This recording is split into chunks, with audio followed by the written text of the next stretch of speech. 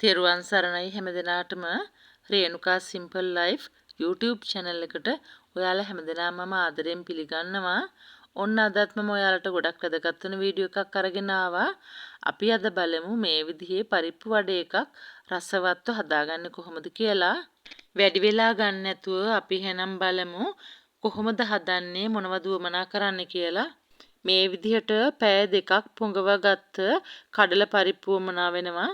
හැබැයි හොඳ අලුත් පරිප්පු නම් තමා පෑ දෙකක් පොඟවා ගන්නෙ. එහෙම නැතුව පරණ පරිප්පු නම් පෑ 3-4ක් පොඟවා ගන්නට වෙනවා. මම පෑ දෙකක් පොඟවා ගත්තා මේ කඩල පරිප්පු.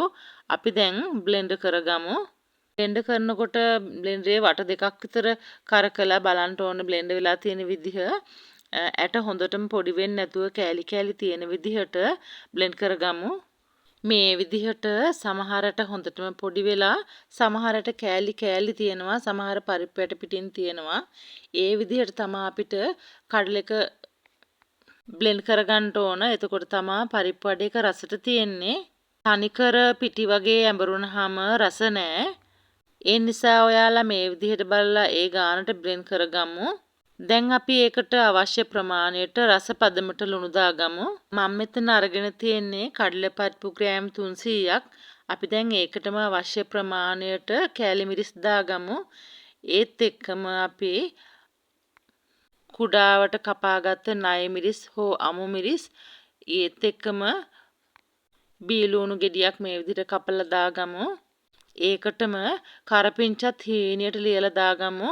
කරපිංච ටිකක් වැඩි වුණාට කමක් නැහැ. එතකොට රසට තියෙනවා. ඉතින් අපි මේ අමුද්‍රව්‍ය ටික දාගෙන ඉවරලා හොඳට මිශ්‍ර කරගමු.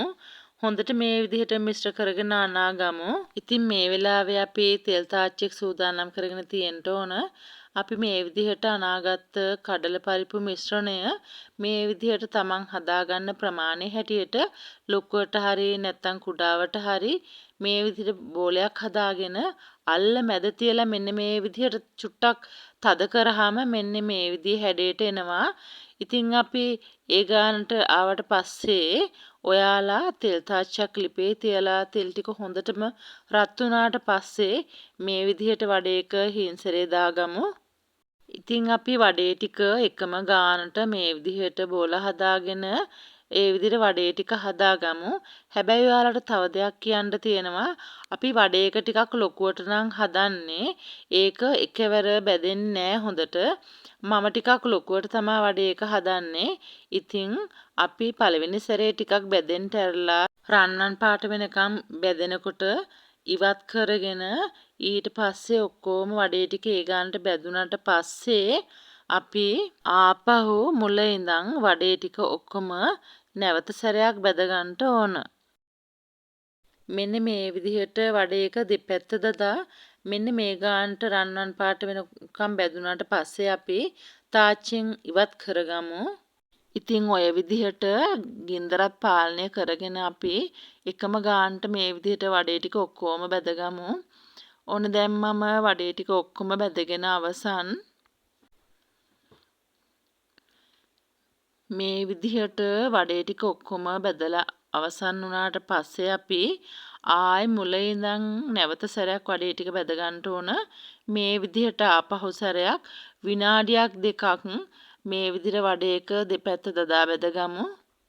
ඒ විදිහට වඩේක බැදුනට පස්සේ අපි දෙවෙනි සැරේට බදින වඩේ ටික වෙනමින් දාගමු. මේ ඔයාලට පේනවද දෙවෙනි සැරේට වඩේක බැදුනට පස්සේ මෙන්න මේ පාටට තමයි වඩේක තියෙන්නේ.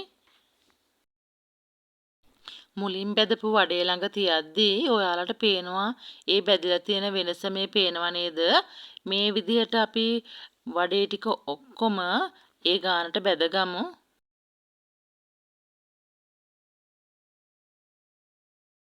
ඔන්න දැන් ඉතින් ඒ විදිහට වඩේ ටික ඔක්කොම දෙවෙනි පාරටත් බැදගෙන අවසන් පාරක් බැද්දට පස්සේ තමයි වඩේක ක්‍රිස්පියට ඇතුළ හොඳට තැම්බිලා හරිම රසට සුවඳට තියෙන්නේ.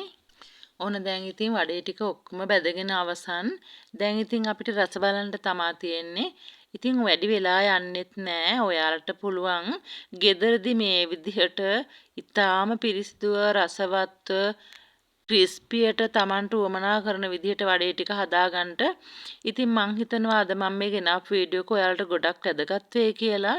ඉතින් ඔයාලා මගේ channel එක subscribe කරලා නැති යාළුවෙක් බලනවා නම් subscribe කරන්න. ඒ වගේම like කරන්න, ඔයාලගේ යාළුවන්ට බලන්න share කරන්න. ඉතින් නිරන්තරයෙන්ම හැමදාම මගෙත් එක්ක එකතු වෙලා ඉන්න ඔයාලට බොහොම ස්තුතියි. අපි දැන් වඩේ එකක් කඩලා බලමු. මේ බලන්නකෝ හොඳට ක්‍රිස්පියට බැදිලා හරිම රසට සුවඳට තියෙනවා. ඇතුළත් හොඳටම තැම්බිලා තියෙන්නේ. ඉතින් මේ විදිහට ඊටාම පහසුවෙන් ලේසියෙන් ඔයාලා ගෙදරදී හදාගන්න. තවත් ප්‍රයෝජනවත් වන වීඩියෝ එකක් අරගෙන එන්නම්. මගේ වීඩියෝ එක අහන් හිටපු බලන් හිටපු ඔයාලා හැමදෙනාටම බොහොම ස්තුතියි. සුබ දවසක් වේවා. තෙරුවන් සරණයි.